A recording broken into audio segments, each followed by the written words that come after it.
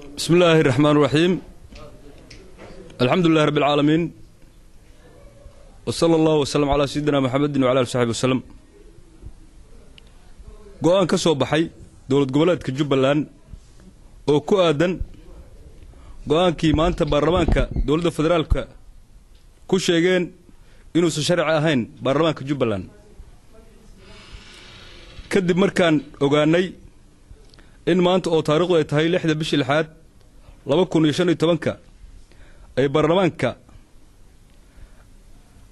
oo aan waliba quorumka u dhameysnayn uu si been abuur ah ugu codeeyay in baarlamaanka Jubbaland sharci darro yahay.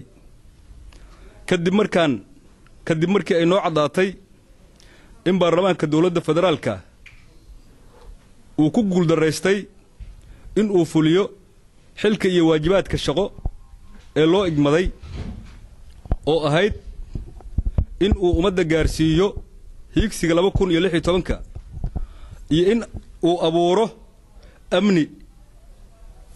amni darro iyo qalalaasa siyaasadeed oo horseedi kara in dib loogu noqdo meeshii shalay aan ka nimid.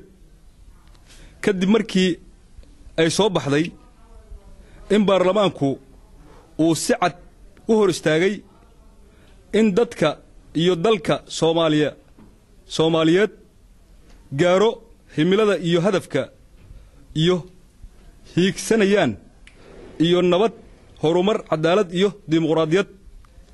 kadib markii ay soo baxday in xukuumadda dawladda federaalka ka baxday is-afgaradkii ay dawlad goboleedka Jubbaland kula gashay 27 bishii May 2015 taas oo si cad u qeexaysay in wixii tabasho ah lagu xalliyo wada hadal sida ku qoran ama uu ku qotamo qodobka 10aad ee dastuurka dawladda federaalka ah. kadib markii ay cadaatay in madaxweynaha oo ah ilaaliyaha sharciga uusan gudan waajibkii kaga aadanaa xakamaynta mooshinka sharci darrada ah.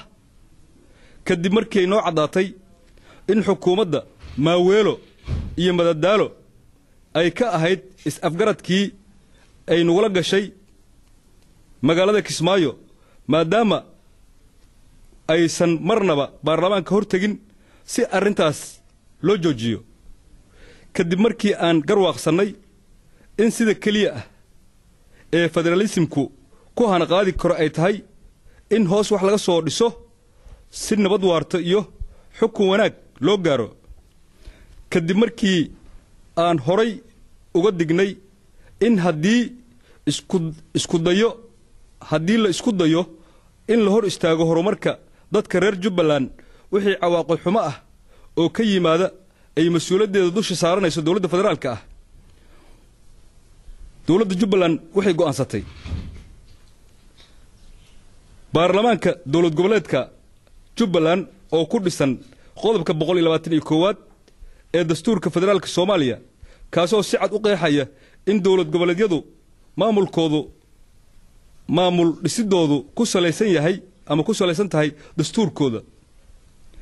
in maanta oo taariikhdu tahay 6 bishii 6 2015 dawladda Jubbaland ay joojisay wixii iskaashi shaqo oo ay kala dhaxaysay dawladda federaalka Soomaaliya. Jubbaland waxay diyaar u tahay in marka dawlad goboleedyada dalka soo dhameystirmaan aanu shir iskugu nimaano dawlad goboleedyada si loo helo baarlamaan ka dhaxeeyo dawlad goboleedyadaas oo aan haatan ictiraafi doonin laga bilaabo maanta baarlamaanka haatan ka jiro Muqdisho. waxaan faraynaa dhammaan xubnaha baarlamaanka ka soo jeeda Jubbaland inay si degdeg ku soo galaan si loo sameeyo wada tashi.